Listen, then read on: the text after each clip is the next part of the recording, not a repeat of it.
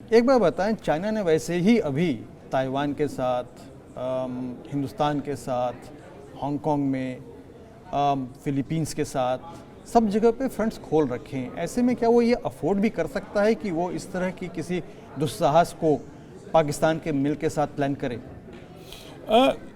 China की क्या strategy है वैसे तो विश्व में ज़्यादा समझ नहीं आ रही है कि कोई भी देश कोविड जैसे माहौल के अंदर इस साल जो चल रहा है सारी ह्यूमैनिटी सफ़र कर रही है। तो एक चाइना ने दोनों तरफ ईस्टर्न फ्रंट में भी और हमारा जो नॉर्दर्न फ्रंट है उनका वेस्टर्न फ्रंट है, दोनों को खोल दिया।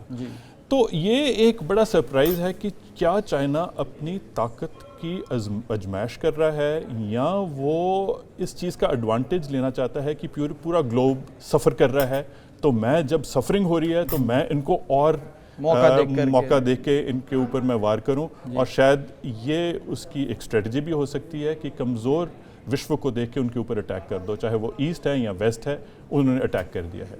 तो ये तो नॉर्मली देखा जाए लॉजिक के हिसाब से तो ठीक नहीं बनता, लेकिन जो चाइना कर रहा है वो कर रहा है, हम देख रहे हैं उसको। तो मान लीजिए कि अगर टू फ्रंट वॉर जैसी कोई स्थिति भारत, चीन और पाकिस्तान के बीच में होती है, तो ऐसी कौन कौन सी जगह हैं जहां पर कि हमें खबरदार रहना चाहिए? जहाँ तक चाइना की बात है तो हमारा तकरीबन 3,500 किलोमीटर का सरहद है जी। और पाकिस्तान के साथ भी हमारा इंटरनेशनल बॉर्डर है, लेकिन इंटरनेशनल बॉर्डर के ऊपर लड़ाई लड़ना एक कोई डिस्प्यूट तो है नहीं है। बिल्कुल। लेकिन लाइन ऑफ कंट्रोल के ऊपर ख़ास करके जो जम्मू एंड कश्मीर का इलाका है उसके ऊपर तो हमेशा आप इतिहास में देखो, जिस दिन हमारा विभाजन हुआ उस दिन से ही पाकिस्तान अटैक कर रहा है, क्योंकि वो अटैक करके कश्मीर को और जम्मू एंड कश्मीर का लेह लद्दाख शामिल उसको वो हड़पना चाहता है, लेकिन वो हड़प नहीं पाया है। जी। 1971 के अंदर उसको इतनी भारी शिकस्त मिली कि शिमला एग्रीमेंट में उसने एक लाइन के ऊपर साइन कर दिया, लाइन ऑफ कंट्रोल के ऊपर। इसका मतलब वो लाइन ऑफ कंट्रोल साइंड है, वो उसको तोड़ नहीं सकता है। लेकिन लाइन ऑफ कंट्रोल तो एक पॉइंट पे आके ख़त्म हो जाती है, उसके आगे सियाचिन ग्लेशियर है जिसके ऊपर फिर समझौता नहीं है। 1984 के अंदर फिर हमने उस इलाके में कब्जा किया और उसने फिर कारगिल 1999 में अटैक करने की कोशिश की। तो जितना भी उसका अटैक होता है वो विश्व में ये दिखाना चाहता है कि ये फ्रीडम फाइटर्स ने अटैक किया है, चाहे वो टेररिस्ट को इकट्ठा करके, वो जो उनके मिलिटेंट हैं उनको, एक तो उधर काफ़ी लोग अनपढ़ हैं, रेडिकल हैं, और उनकी एक लो कॉस्ट ऑप्शन है, बिकॉज 71 के बाद उसने सोचा कि वो एक कन्वेंशनल वॉर अफोर्ड नहीं कर सकता है। तो उसने दो चीज़ों के ऊपर इन्वेस्टमेंट की। एक तो उसने न्यूक्लियर वेपनाइजेशन, न्यूक्लियर पावर के ऊपर इन्वेस्टमेंट की। वो एक हाई कॉस्ट भी है और एक किस्म की बड़ी मुश्किल स्ट्रेटजिक हालत के अंदर उसको आप यूज़ कर सकते हो, क्योंकि कोई अगर न्यूक्लियर बॉम्ब यूज़ करेगा तो उसको विश्व बख्शेगा नहीं। लेकिन उसमें लो कॉस्ट इन्वेस्टमेंट की है कि टेररिस्ट के ऊपर। वो तो उनके जो प्रेसिडेंट है, एक्स आर्मी चीफ, उन्होंने भी बोला है, जनरल मुशर्रफ ने, कि हमारी लो कॉस्ट स्ट्रेटजिक ऑप्शन है। तो उसका इस्तेमाल तो वो हमेशा करते रहे हैं। अगर टू फ्रंट वॉर के अंदर, जम्मू एंड कश्मीर के अंदर, पहाड़ी इलाके के अंदर वो टू फ्रंट वॉर को एज फ्रीडम फाइटर एक्शन दिखाते हुए बाकी नॉन काइनेटिक, नॉन कॉन्टैक्ट के दायरे में भी जाके अटैक कर सकते हैं। लेकिन पाकिस्तान आर्मी भी मर्सनरी आर्मी का काम करती रही है। वो पैसे लेके अपनी डिवीज़न सऊदी अरेबिया के लिए भी तैयार करते रहे। तो ऐसे जो मर्सनरी फौज होती है उसको पैसे के लिए कुछ भी काम कर सकते हैं। लेकिन अगर चाइना उनको पैसे देके या उकसाएगा कि अभी आपको मौका है जम्मू एंड कश्मीर हथियाने का, तो शायद वो उस झांसे में आके अटैक कर सकता है। तो उसके अंदर टू फ्रंट वॉर एक साफ एक क्लियर ऑप्शन है पाकिस्तान के लिए। लेकिन पाकिस्तान भले ही लो कॉस्ट ऑप्शन ले या अपनी आर्मी की मार्फत ऐसा करे, उसका जो रिजल्ट होगा, जो रिस्पॉन्स होगा हिंदुस्तान की तरफ से, वो तो डेवास्टेटिंग होगा। उसको मालूम है ये डेवास्टेटिंग एक रिस्पॉन्स होगा हमारी तरफ से। इसी करके वो सूझबूझ कर कदम उठाएगा।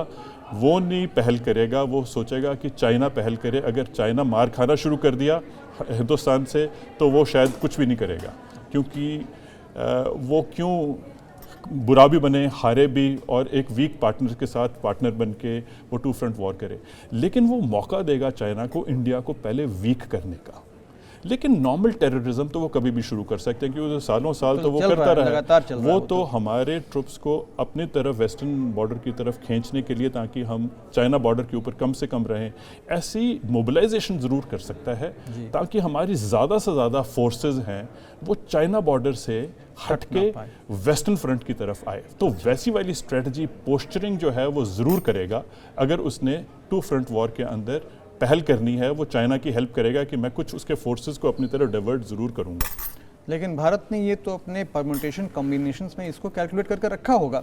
जब हम टू फ्रंट वॉर स्ट्रेटजी की बात करते हैं तो ये सारा हमारी कैलकुलेशन में है कि अगर हमने अपने देश की सरहद की हिफाजत करनी है तो चाहे चाइना और पाकिस्तान मिलके हमें अटैक करें तो हम अपनी सरहद की रक्षा कर सकते हैं।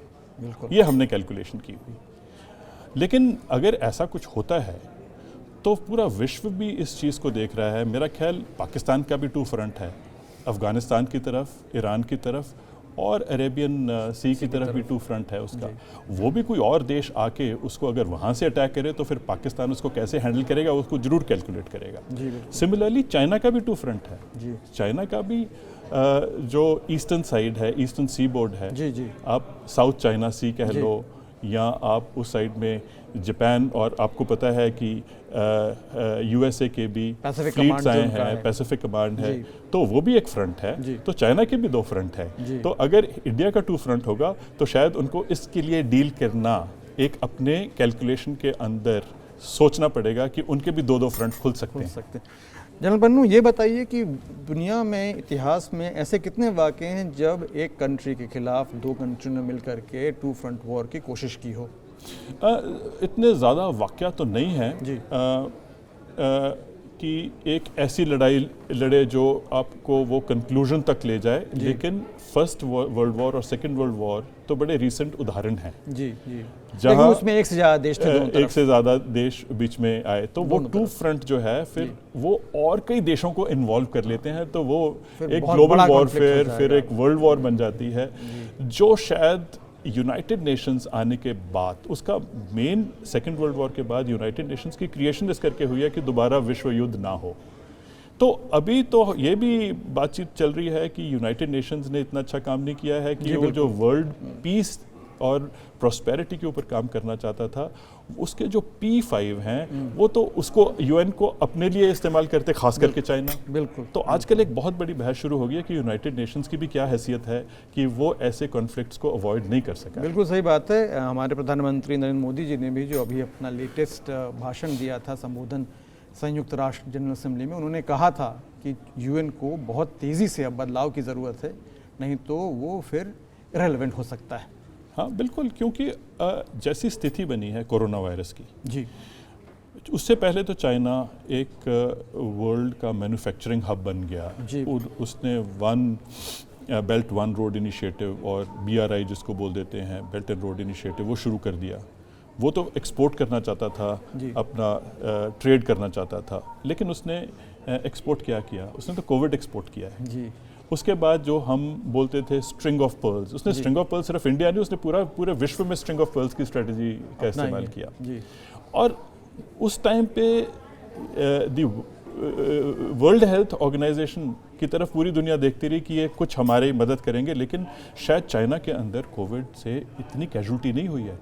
और इत्तेफाक से अगर हम टू फ्रंट वॉर की बात करें तो पाकिस्तान का भी डेटा, अगर आप उसको क्रेडिबल डेटा समझे, तो उसमें भी कैजुअल्टी नहीं हुई है। तो ज़रूरी बात है कि दोनों ने मिलके शायद एक स्ट्रेटजी बनाई हो कि जो प्रीएम्प्टिव करेंगे वो हम एक बायोलॉजिकल तरीके से करेंगे और पूरे विश्व के ऊपर हम अटैक कर देंगे बायोलॉजिकल वॉरफेयर के हिसाब से। और पाकिस्तान में भी कैजुअल्टी कम हुई है, चाइना में भी कम हुई है, हिंदुस्तान में और अमेरिका में सबसे ज़्यादा हुई है। तो आप जब देखो, whole world is angry with China कि आपने क्या किया है, लेकिन जब ये आप बारीकी से डेटा देखें तो आपको उनकी स्ट्रेटजी साफ साफ बाहर नजर आती दिखाई देगी।